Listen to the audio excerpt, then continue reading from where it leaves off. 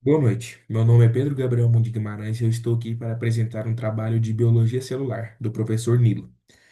Como podemos ver, eu vou apresentar um slide sobre características gerais das células, células procarióticas e eucarióticas e organismos modelo. Tudo sobre esse vídeo, eu posso dizer que eu tirei de informação desse livro aqui, da Biografia, Biologia Molecular das Células, sexta edição, capítulo 1, Células e Genomas. Eu vou apresentar esse slide aqui, essa parte. Escala relativa de moléculas, escala relativa de moléculas biológicas e estruturas. Mas aí você me pergunta, mas o que é escala relativa? O que tem a ver escala relativa?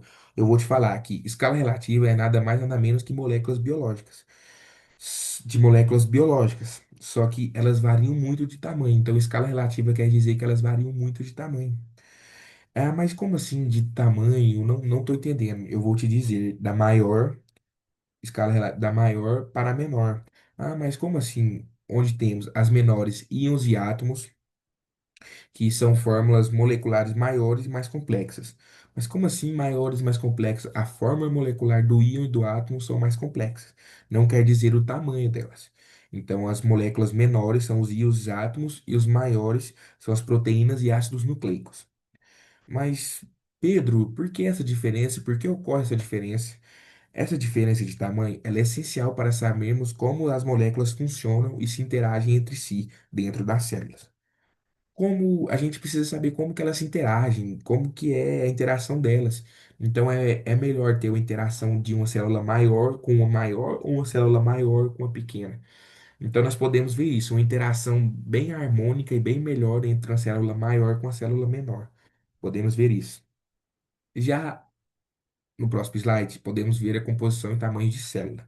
Já as células, elas são compostas por citoplasma. Mas o que é citoplasma?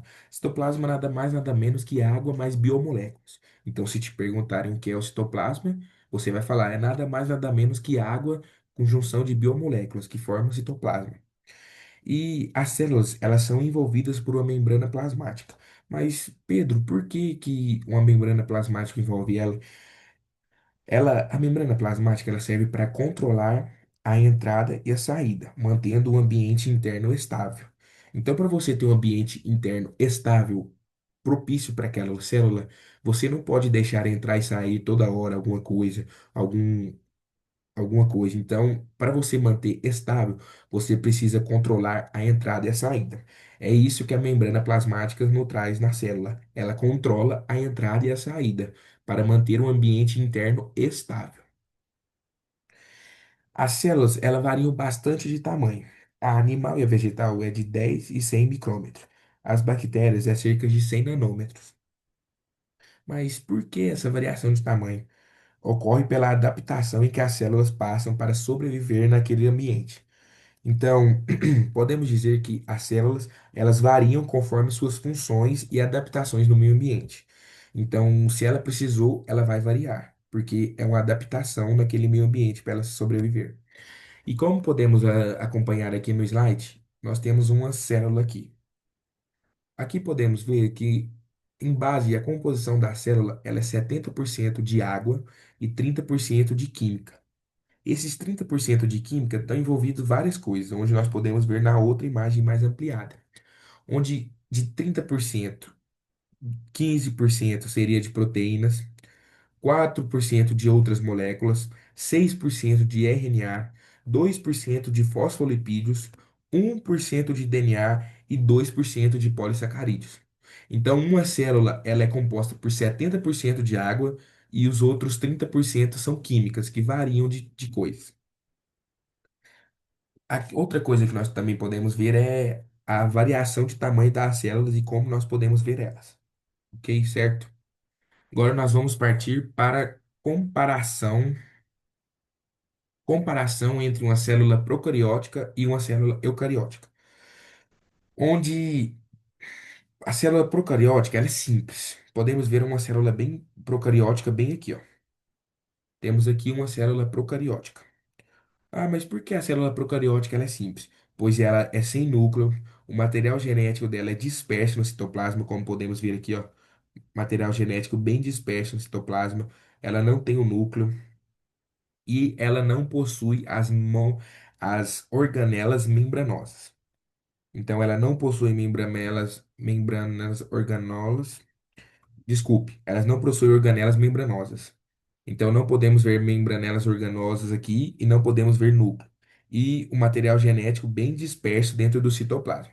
Então, podemos ver uma coisa da célula procariótica. É, e essa célula é uma coisa interessante. Ela está presente no domínio da bactéria e da arcaia. Só uma coisa para trazer aqui. Do outro lado, nós temos as células eucarióticas. Elas são um pouquinho mais complexas, mas nem tanto também. São bem fáceis de entender. As eucarióticas, ela tem núcleo verdadeiro, onde ela possui um núcleo verdadeiro protegido por uma membrana nuclear. Então aqui nós temos o núcleo verdadeiro protegido por uma membrana nuclear em volta do núcleo. Em volta da membrana nuclear, nós temos várias organelas membranosas.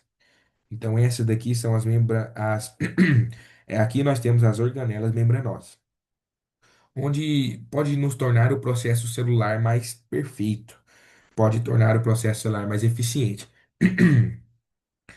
Uma diferença, uma coisa especial das duas é que ambas possuem membrana celular, citoplasma e material genético. Ah, o que significa isso? Ambas das duas possuem membrana celular, citoplasma e material genético. Podemos ver isso que elas têm meio que uma origem evolutiva comum. Mesmo elas sendo diferentes, elas possuem uma origem evolutiva bem comum. Então, isso seria uma coisa bem interessante de se saber. Já no nosso outro slide, nós temos as principais características das células eucarióticas.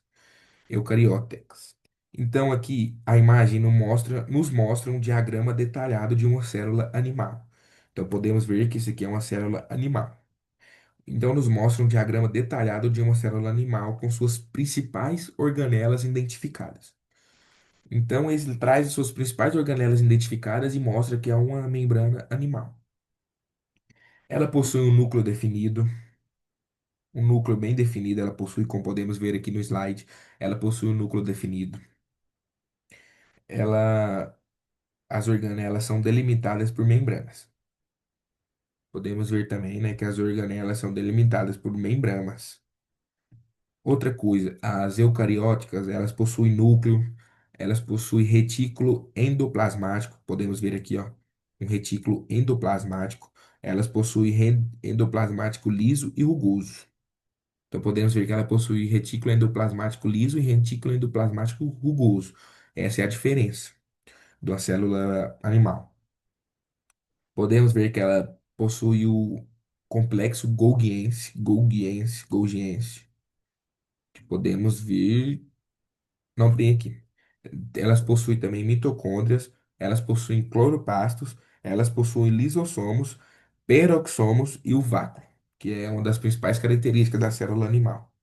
Da célula vegetal, presente apenas na célula vegetal. O vácuo é presente apenas na célula vegetal, viu? Essa daqui é uma célula vegetal. Então, o vácuo é presente apenas nas células vegetais, ok? E com isso chegou ao fim minha apresentação. Eu apresento só até aqui, então eu acabei de apresentar características gerais das células, células procarióticas e eucarióticas, organismos modelo. E é isso. Minha apresentação foi essa. E eu venho agradecer aqui pela atenção. Obrigado a todos. Uma boa aula.